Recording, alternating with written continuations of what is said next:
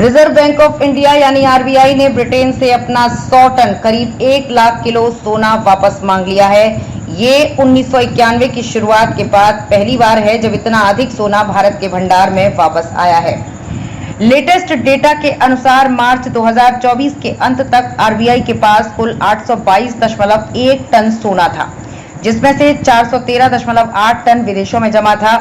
RBI पिछले कुछ सालों में सोना खरीदने वाले केंद्रीय बैंकों में से एक है। पिछले वित्त वर्ष में रिजर्व बैंक के सोने के भंडार में 27.5 टन सोना बढ़ा है। 4 पॉइंट में समझें सोना कैसे लाया और कहां रखा गया। 100 टन सोने को भारत लाने के लिए महीनों की प्लानिंग की गई और फिर पूरे प्लान को एग्जीक्यूट किया गया। प्लानिंग और एग्जीक्यूशन में वित्त मंत्रालय, आरबीआई और सरकार की अन्य विंग के साथ लोकल अथॉरिटीज शामिल रहीं। आरबीआई को सोना भारत में लाने के लिए सीमा शुल्क में छूट मिली, लेकिन आयात पर लगने वाला इंटीग्रेटेड जीएसटी में कोई छूट नहीं दी गई। ऐसा इसलिए क्योंकि इस टैक्स को राज्य के साथ शेयर किया जाता है। गोल्ड लोन के लिए एक स्पेशल एयरक्राफ्ट का इस्तेमाल किया गया। इस कदम से आरबीआई को कुछ स्टोरेज कॉस्ट बचाने में भी मदद मिलेगी, जिसका पेमेंट वो बैंक ऑफ इंग्लैंड को करता था। हालांकि ये राशि इतनी बड़ी नहीं है। हमारे देश के भीतर मुंबई के मिंट रोड पर रिजर्व बैंक ऑफिस की पुरानी बिल्डिंग में सोना रखा जाता है। इसके अलावा पूरी सिक्योरिटी के साथ सोने का स्टोरेज नागपुर में भी वॉल्ट में किया जाता है। आरबीआई केवल भारत में ही नहीं बल्कि विदेशों में भी सोना रखता है। सभी देशों के केंद्रीय बैंक सोने को अलग अलग जगहों पर रखना चाहते हैं ताकि जोखिम कम हो सके। सबसे पहले तो सोने की सेफ्टी को ध्यान में रखा जाता है। अगर भारत में आपदा या राजनीतिक अस्थिरता से आर्थिक स्थिति खराब होती है तो इससे उबरने में विदेशों में रखा सोना काम आता है।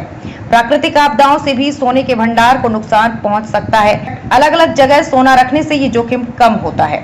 ब्रिटेन का बैंक ऑफ इंग्लैंड परंपरागत रूप से कई केंद्रीय बैंकों के लिए सोने का भंडार गृह रहा है।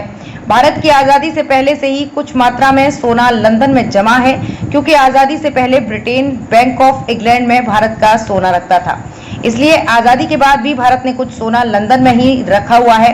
टाइम्स ऑफ इंडिया की रिपोर्ट में एक अधिकारी के हवाले से कहा गया है कि आरबीआई बीते कुछ साल से सोना खरीद रहा है।